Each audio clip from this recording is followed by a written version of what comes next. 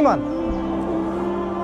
একজন অনেক বড় বিসিএস ক্যাডার, তাকে বলেছেন যে এই সুদে সাইন করেন, চাকরির পেপার ছিঁড়ে মুখের উপর দিয়ে চলে আসবে, দিস ইজ ঈমান। আর যদি এগুলো করতে ব্যর্থ হয়, কাটা, নাম কাটা।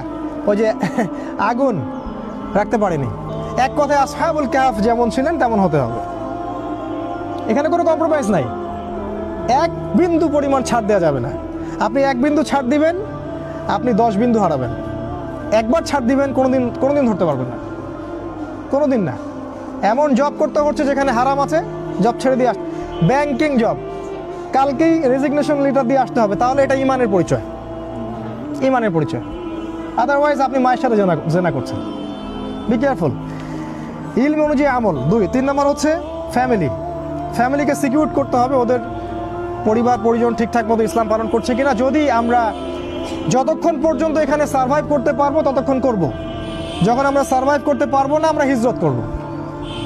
এমন কোনো জায়গায় যেখানে খাবার আছে, পানীয় আছে, যেখানে শেল্টার আছে। কারণ আপনি যদি সত্যিকারের ওই ইমান নিয়ে থাকতে চান, আপনি এই গডলেস ওয়ার্ল্ডে সার্ভাইভ করতে পারবেন না। একটা পর্যায়ে আপনাকে হিজরত করতেই হবে, কারণ হিজরতের সাথে রাসূলের সম্পর্ক, নবীদের সম্পর্ক আছে।